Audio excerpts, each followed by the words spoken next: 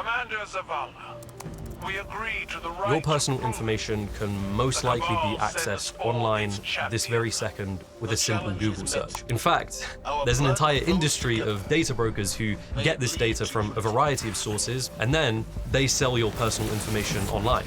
But thankfully, since last year, I've been using a tool to help remove my data online called Delete Me, who have also kindly sponsored this episode. Delete Me literally go through the process of browsing hundreds of data broker sites and removing your data online. The first time I used Delete Me, it took only a few minutes to set up, and within 7 days they sent me my first report showing me exactly which data brokers had my personal information, what information they had on me, and that they had already begun the tedious process of taking it all down on my behalf. To date, they've reviewed 1,845 listings for my information and have routinely taken it down from multiple websites. Delete Me are also offering a 20% discount to anyone who signs up using my link in the description below. So if you want the peace of mind of knowing that your data is constantly being removed from data brokers, you can sign up today using the link in the description. The video you're about to watch has been the result of many months of research and interviews, and it's thanks to our patrons and sponsors like Delete Me that we can continue doing this. And if you'd like to continue supporting our work, please do consider joining the Patreon. It allows us to continue making videos and even bigger and better documentaries. That being said, please enjoy the rest of the video.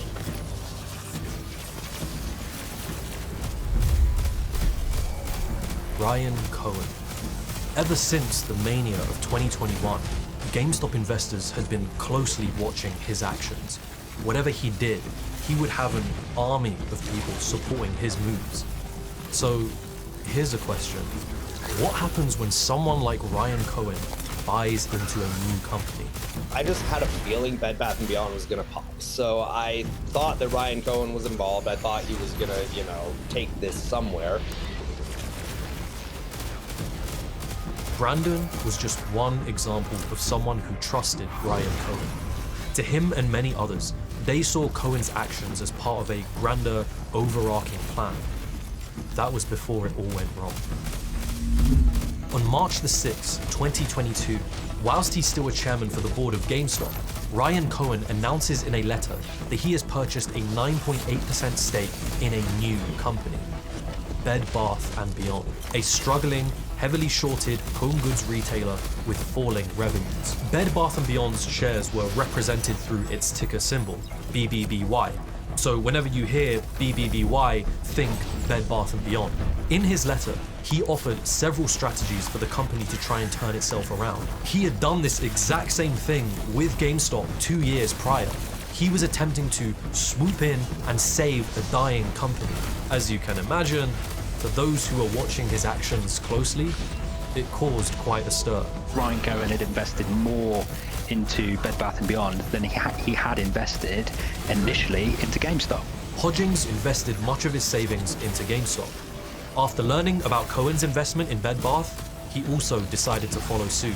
I found that quite compelling because I thought, hey, here's a guy who has all the access to the information. He believes there's an opportunity with Bed Bath & Beyond. My story with Bed Bath & Beyond started with when Ryan Cohen bought a little bit of. It's Ryan Cohen. I believe in Ryan Cohen. I believe that he has been raised by his father the right way. And I thought, wow, this could be the next GameStop. Bed Bath & Beyond surging today after Ryan Cohen revealed a big stake in the company. It wasn't just GameStop investors who jumped into this new investment, however. My name is Afif Akrabali, and my friends and those in the Reddit communities, they know me by my initials, AJ. I work at MIT, I have a PhD in neuroscience, and I'm extremely bullish on Bed Bath & Beyond. AJ told me that he had invested his life savings into Bed Bath & Beyond. I never invested in GME. I felt that the ship had sailed without me. But some time had passed, and I happened to hear about Ryan Cohen and make his investment into Bed Bath & Beyond. This was like a tailor-made opportunity for Ryan Cohen, a heavily shorted brick-and-mortar company struggling to adapt in the digital age, straight from the GameStop playbook. The excitement and the influx of new retail investors pushed up the stock price of Bed Bath & Beyond. A whole new cohort of Bed Bath & Beyond investors were emerging. Soon, they began to congregate on a subreddit named after the stock's ticker symbol, r/BBBY. And that's when I started getting sort of deep into the play. Probably focusing more on Bed Bath & Beyond than I ever did on GameStop and Superstock. I think it flew to begin with when he first bought in. We're not seeing things here, folks. Bed Bath & Beyond shares up 90%. But this wasn't GameStop. And then it started dropping. Bed Bath & Beyond was struggling in more serious ways than GameStop was. I mean, we're talking serious losses, racking up debt, closing down stores. Whilst Cohen had suggestions, his experience didn't seem as much of a fit here. Soon, the stock price began to plummet. Sales for Bed Bath & Beyond are currently running at down 20%. This is starting to look a little scary. But amid all the panicked news and slowing stock, Cohen seemed unfazed. On August 12th of that year, CNBC reported the stock was predicted to hit $1 per share. Cohen replied to that article on Twitter, saying, "At least her car is full," followed by an emoji of a smiling moon face. That signaled to a lot of shareholders that, you know, he has our, you know, best interests in mind. And then something interesting happened. August the 15th, 2022. Cohen has a filing released that shows that he still retains his stake in the company. To Bed Bath investors, that filing showed that even after Bed Bath had been revealed to be struggling, Ryan Cohen, the man who all these investors followed, continued to believe in the company. I mean, not long after that filing was released, the share price started to soar. Kind of made it look like he was still really involved or going to be buying more, and that's what really made the stock fly that particular week. So yeah, I guess I did believe it was going to mow ass, so to speak. Over the last 3 days, it's up 135%. From starting the month at $5, by mid-August of 2022, the Bed Bath shares sailed past the $20 mark. Then the $25 mark. I thought that it was gonna go up more. It was up 400% from where it was at the start of the month. And then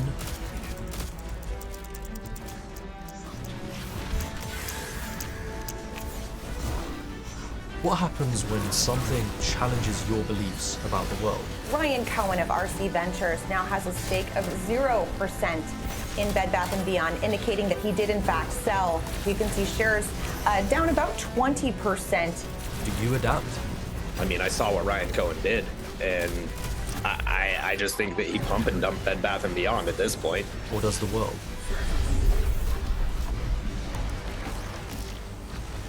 And then there was like, all hell broke loose. 2 days after the release of Cohen's filings, he sold his entire position in the company, right as the share price was at its peak.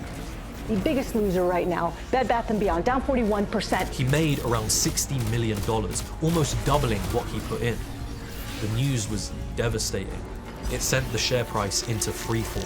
A lot of people, they started talking about how they put in their life savings near the top and watched it all evaporate, and they're still holding their shares and they're panicking. It's sort of a shame to me to say, but I took out loans to invest on it, which I think a lot of members of the community stupidly did, thinking that, you know, Ryan Cohen is gonna, you know, blow this stuff up. In the weeks following Cohen's sale, more news came out about the company.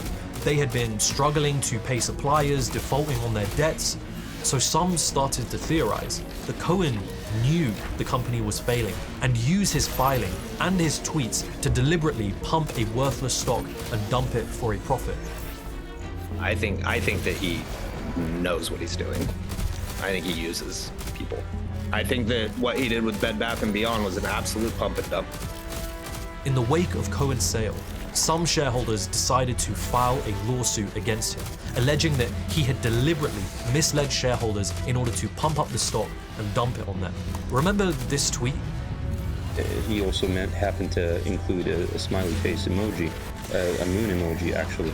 And that signaled to a lot of shareholders that, you know, he has our, you know, best interests in mind. The GameStop community had a history of reading into Cohen's tweets for secret messages, and the Bed Bath community was no different. And only occasionally does he communicate through cryptic tweets to what he considers his loyal followers. I think that's his way of communicating, right?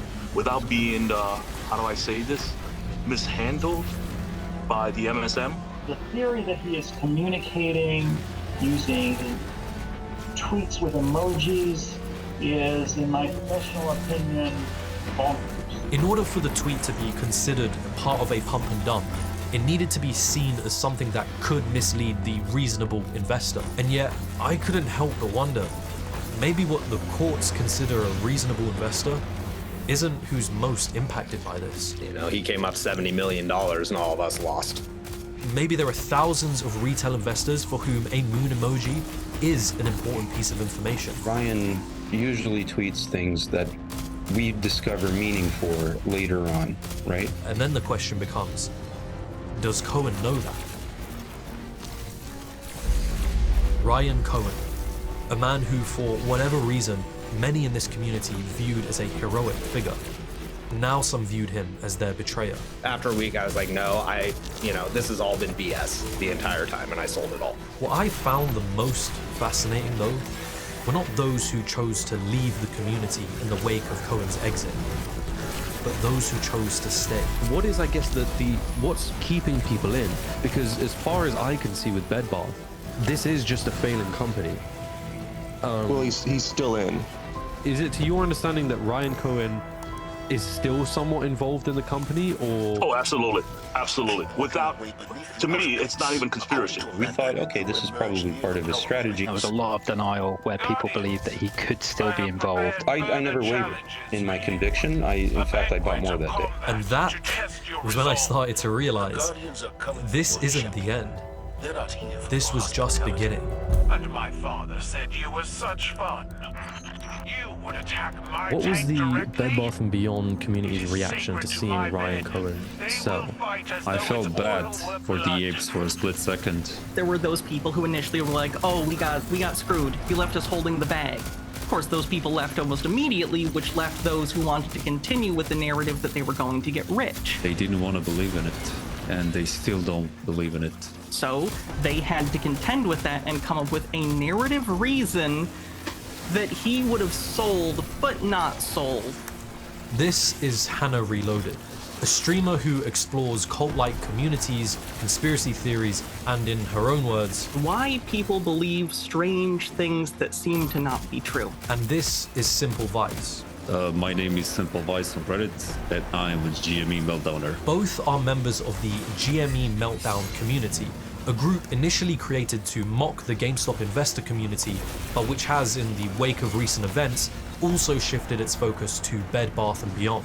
When the apes have a theory, it's usually debunked in the GME Meltdown, and it's being debunked by people that are way smarter than the people in other communities. I think a lot of people thought that Cohen's sale would mark the end of the Bed Bath & Beyond community. The truth, however, was the complete opposite. Fellas, how the fuck you doing tonight? It's great to see you guys. Thank you for joining me on the PP Show, man, where we love talking about all things related to Bed Bath & Beyond. There's a channel called The PP Show. It's on YouTube. And it's where we learn to kind of, what's the word, conglomerate? There's a... Yeah, congregate, yeah. Congregate, that's the word. We went to congregate every weekday and talk about the stock for 3 hours. Yeah, basically the TLDR is Ryan Cohen's part of the company. It was a show named after its host, PP Seeds. Talking about the goddamn stock that we all love, man. So welcome to the show tonight. It's great. I mean, I don't think I know a single Bed Bath & Beyond investor who didn't tune in every night. In the wake of Cohen's sale, the community was fragmented. Who was suing Ryan Cohen? It was like random fucking people. There was even someone that was like out of the country who was suing him. The PP Show became this space to support each other and to share ideas. Chat, please give a warm welcome, man, to Michael. Michael, how you doing, man? Great to see you tonight. Great to see you. I'm doing fantastic. Michael, I am a recent medical graduate and have been involved. I'm usually a regular on the PP Show. I don't know, kind of come to love like the community, around it. Keep in mind, I am not an expert, nor am I a professional advisor. Soon, more members of the community had the space to come forward and connect with one another. I'm Egg Loser Boy. I got into play Christmas Day, actually, of 2022. It's been a wild fucking few months, that's for sure. You care if I swear, by the way? The Bed Bath community believed that Cohen hadn't abandoned them. We're constantly absorbing new facts and trying to put together the image that Ryan Cohen has in his mind. They believed that he was working behind the scenes on a bigger plan. That really set the tone for the Bed Bath community moving forward, was the abject denial of reality. They still think that he runs the company from the shadows. To prove he was still involved, Bed Bath investors pointed to various things. Take 6th Street, for example. 4 business days after Ryan Cohen sells his shares, we get news about 6th Street providing a $375 million loan. He sold, and literally days later, 6th Street came in, who's a specialty financing company. They literally invest for other people. Anytime I heard the word 6th Street going forward from that point of view, I was thinking Ryan Cohen. Then there were the Teddy trademarks. He also, that same very morning, filed a series of trademarks for a company called Teddy. Maybe he's buying all of these, like, trademarks just for the intention of, like, I'm gonna buy the entire company and then rename it into Teddy. So the theory was that Ryan Cohen was going to acquire Bed Bath & Beyond through 6th Street and relaunch it entirely as a new company called Teddy. And this would happen through a process known as a reverse merger, when a private company acquires a public company. And of course, all of this would end up giving the Bed Bath & Beyond investors a large payout. If 10% of, like, what I'm saying is true, all of us will be wildly rich. It would still be disclosed if a company that Ryan Cohen is involved with lends money to Bed Bath & Beyond. That's not to say it's impossible for him to have been involved, but again, it's something that should be disclosed. I think there was a lot of denial where people believed that he could still be involved, and if people weren't put off from the community and left at that point, then they were probably in my position, which is where they'd drunk the Kool-Aid and they were about to go deep into this stock. Bed Bath investors would continue sharing theories on Twitter and Reddit. They would look at Ryan Cohen's tweets, for example, for hidden messages and clues. And then they started looking at children's books, too. Ryan Cohen, where did I put that? There it is. Ryan Cohen decided in his free time as a rich guy, I'm going to write children's books that basically teach kids about capitalism and finance and stuff, whatever. It's generic nonsense, in my opinion. They were the Teddy series, launching on teddy.com. What do you know of the Teddy books and how they feature in all of this? So the theory is Ryan Cohen is writing children books where he's putting clues for apes to find so they can understand what he's doing behind the scenes for BPBY. We were all grown men and women. We're like reading these children books together on the PP show and trying to decipher what is Ryan Cohen trying to tell us, you know, what is the master strategy? I'll just read the back since it's small. It says Princeton and Kingston start their first business, a corn stand, because the story is pretty disjunctive the way, like, if you read it. But then when you see, oh, he's just trying to reference this specific financial thing, like... They thought he was telling GameStop people to buy into Bed Bath & Beyond, and you can tell that because there's socks that are the colors of different things. Because I've heard interesting remarks from people in the Bed Bath community around the idea of, like, Ryan Cohen communicating through, like, books and tweets. I believe that's, like, true. We're just levels and levels deep in the psychosis at this point. I have lost my mind. Look, I'm listening to myself now, and I'm like, you sound crazy, right? But I don't feel crazy because a lot of the tinfoil that came from those Teddy books actually manifested later on. Some of the pages were interpreted as Cohen telling the investors he knew what was going on and to reassure them their payout was coming. What the fuck? I've been that last one refreshing said Teddy grows trees, man. That's a PP Seeds reference, man. What the fuck? Ryan Cohen left them holding bags, and everything since then has been an ever-growing narrative to cope and try and deny that fact. Theories and research in the community would be known as due diligence, usually just shortened to DD. And there were many different theories. I'm the one that connected that there is a heavy congruence, if you will, of Orthodox Jews behind the scenes in this play. For example, you have Carl Icahn. Whatever people's reasons, Many in the Bed Bath community had found something to keep their faith, that Cohen was still involved, that there could be a merger, that this could pay off and enrich them all. The 5,000 or so holders of Bed Bath & Beyond are going to represent a new generation of millionaires. The only sign they needed now was from the company itself. They told us that there's going to be some kind of announcement on August 31st. It was that August 31st press briefing that the company promised to hold that kept me holding my stock. On August 31st, Bed Bath announced layoffs of 20% of its workforce. With Cohen's sale, reports of fallen revenues, and now this, things were looking bad. New York City medical examiners investigating the death of a Bed Bath & Beyond executive. Chief Financial Officer Gustavo Arnal died on Friday after falling from his high-rise apartment just days after the troubled retail chain announced it is closing stores and laying off workers. On the 2nd of September 2022, Bed Bath & Beyond's Chief Financial Officer, Gustavo Arnal, jumped to his death from his residence in New York's Tribeca building. In the midst of the company's turmoil, this was a devastating omen. But somehow, the community still held on. They kept looking for answers. One among them, Kais Malej, was willing to go the extra step to get it. Yeah, Kais is a figure who kind of built himself a platform very early on in the saga. Bed Bath & Beyond, the best company in the world.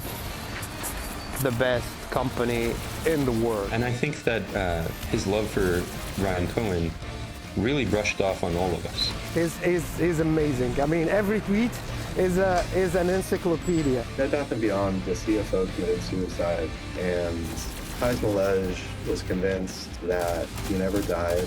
He went to the apartment building where Gustavo Arnal, I think is his name, committed suicide, which is where he lived. Happy Thanksgiving. How are you, sir? Yeah. Dropping off or you visiting? Yeah, I'm dropping off.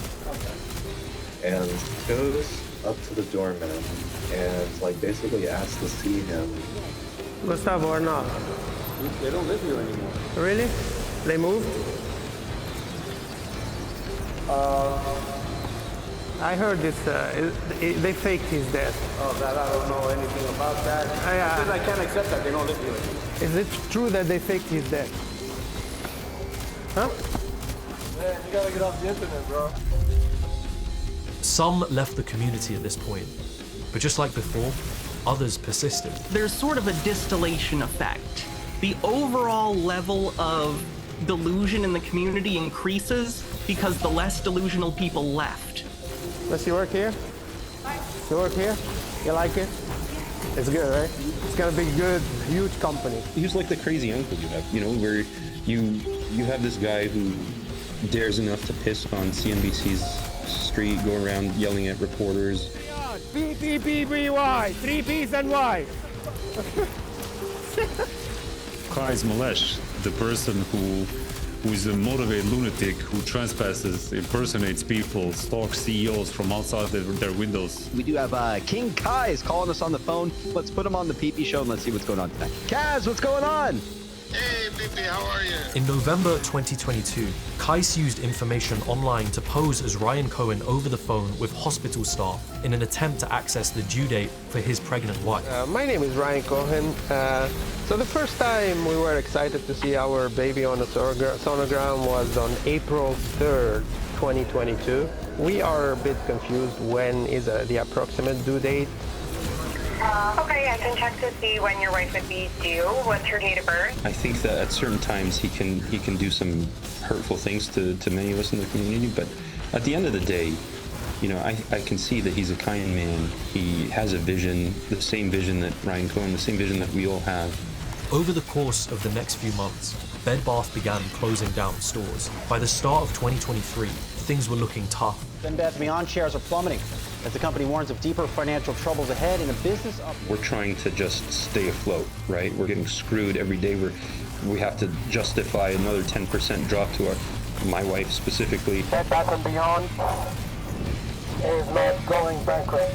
It can go bankrupt, okay? But I do not believe it's going to end up going bankrupt, in my personal opinion, okay? By late March, the stock dropped below $1. I interviewed with him a couple times, and he called me out to say, Marantz, leave it to the professionals. Why do you hate this company so much? If you brought me in here just to start attacking me, that'd be great. Clearly you fucking hate the company. You love talking about me all day long. When I was saying Bed Bath & Beyond's going to go bankrupt. You constantly say it's going bankrupt. You constantly want... It's going bankrupt. You're at 30 cents, bro. But the community remained as strong as ever. I was very much still engaged with the community, and if anything, I actually think I was more invested at that time. You can't blame me for the money you've lost. Just like you tell people who invest and they lose money, how would you like if they came blame you, PP, that their Bed Bath & Beyond investment is down? People can make their own financial decisions. Exactly. Just because we come on the show and we talk about it. Make their own choices to work there. And I was watching and contributing to the PP show every night. I ended up investing like a lot more money because I didn't think it'd go into bankruptcy. I didn't think it'd dip this hard, like as hard as it did. After months of warnings, Bed Bath & Beyond filed for bankruptcy yesterday. Stores will likely all be closing. On April 23rd, 2023, Bed Bath & Beyond filed for bankruptcy. It was expected. We all saw the writing on the wall. So when it went